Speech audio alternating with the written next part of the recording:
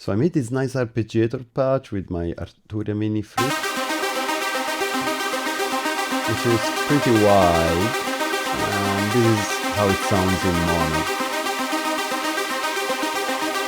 But I was wondering if I can make it wider with the mid-side EQ, because, you know, the sides are what is in the side, and it's left minus right.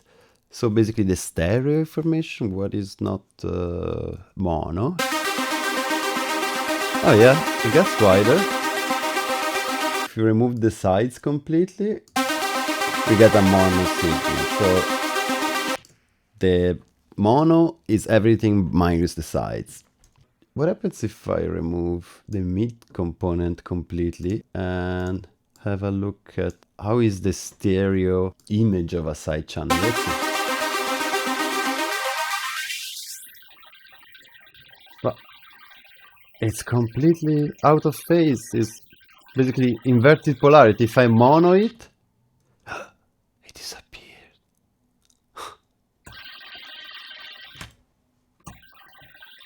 So when I'm in mono, whatever I do here doesn't matter because all this information will cancel out. What is going on? Hey everyone, Solar J here. I was shocked when I first saw that. This has quite big implications in the way I'm gonna use mid-side EQ from now on. Because basically, if you're trying to have a mix that is mono compatible, whatever you do on the side channel of the mid-side EQ is not gonna matter. And it's quite dangerous if you don't know it, because if you do a lot of sound design boosting the side channel, in mono it will not matter because they cancel out completely. And this is something that nobody talks about in all these tutorials I've been watching on mid-side EQ. What we call the side is a stereo signal, but the left and right channel have inverse polarity. They are the opposite of each other, like we see here in this diagram, where we have a triangle wave and its inverted polarity version. When you sum them up, they cancel out completely, like shown here. So the right channel of the sides and the left channel of the sides, they disappear in mono. And this is something I didn't understand or nobody talks about on YouTube. What I hear is mainly that the sides is everything is on the side, of course. There is the stereo information, or that the sides will affect everything that is spanned left or right. And while there is a little bit of truth in all this definition, thinking of the side channel as left minus right is not correct in my opinion, because left is a mono channel, right? It's just a waveform, a lot of numbers ordered in time. And the right channel is the same, is another mono channel or single channel. So the moment you take the difference between these two, which is done sample by sample, you end up with a mono signal. So my question was, if L minus R is a mono signal, how come that the sides is stereo? What goes on the right and what goes on the left? Turns out that on the right of the sides, you have the exact opposite as on the left of the side stereo image channel, call it as you like. And this might seem a bit counterintuitive, but in the end, I convinced myself mathematically, and here I'm gonna put a screenshot of the mathematical demonstration done by ChatGPT. And if you understand math or you wanna have a nerdy moment, you can pause the video and have a look. But the key to understand it is that your left channel minus the mono information, you end up with an inverted polarity version. So all the samples have opposite sign compared to when you do right minus mono. And that's because Ableton or DAW's plugins, when they compute the mono, they do the sum, but if they would just sum it, the resulting signal would have double the amplitude. So you have to divide it by 2. And when you subtract right minus mono and left minus mono, you end up with signal with different signs. And that's what ends up in the side channel when you completely remove the mono information. And that's what you're boosting or cutting when you use a mid-side EQ. But I think my big learning from this is that when mixing in a mono-compatible way, we have to be careful as how we use the side EQ. Because if you do this, if you boost, nothing is going to end up in the mono version of your song of what you boosted. On the other hand, when you remove it, that's basically going to make that region of your spectrum of your song more monocompatible, which is cool. And this brings me to the next section of this video, which is actually about the way that I'm gonna use mid-side EQ from now on. There are some cool applications, so I don't think it's completely useless, but I'm not gonna use it like before, like saying, oh, okay, I wanna make this wider, let's do this, because this is gonna make it wider in a non-monocompatible way. So let's have a look at the first application of mid-side EQ. So let's take this synth and put it a couple of octaves lower. So we have some low-end information, and let's take a sideband and let's cut out all the bass.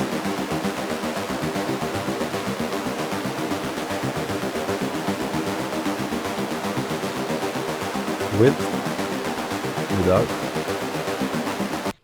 So basically it's used to clean up the low end of your synth sound, or of your low end in general, or whatever has some bass information that you want to keep mono. This way of using the mid-side EQ is basically a more controlled version of what you have also in the utility with this bass mono signal. This bass mono button is doing basically the same, but it constrains you to 500 Hertz maximum, while here, for instance, I push it to 750 and it doesn't have the control on the slope. Another very cool application is the following. So let's record our sound, otherwise it's not gonna work. All the effects of the Arturia are gonna make this stereo anyways. We duplicate it. We take the left channel on the first copy and the left channel again on the second copy, but we pan one completely to the right and one completely to the left. So now basically we have the same exact copy on the left and on the right channel. So on the master, we effectively have a mono signal. And now the fun begins, because we can take these two mid-side EQs that we have on each track, and we can make it stereo, only working on the mid channel, which is going to end up in being 100% monocompatible. So say we boost by 5 dBs at 700, we boosted 5 dBs at 3500, and on the other channel we do the exact opposite. We go 5 up here and 5 down here. And now check what a cool stereo effects we just achieved. Can you feel how, unbalanced this is? Because basically what gives us this stereo impression is any difference between the right and the left channel. Some, of course, work better than others. But as long as you introduce a difference, then you're gonna have this stereo feeling like this one. But the cool thing about doing stereo like this is that it is much more monocompatible.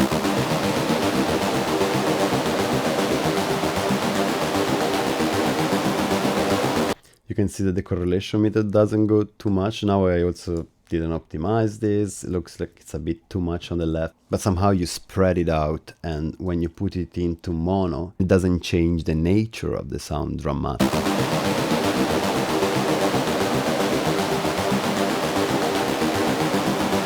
You can still recognize it, but just without this everything. To demonstrate the third application, I'm going to use one of my tracks. It's going to come out next month, November 2024. So keep an eye on my Spotify. And it basically consists of removing the sides from the bottom up during the breakdown, so that in the drop, when you put all the sides back, you have this impression of explosion and epicness, and everything is white again. Let's have a listen.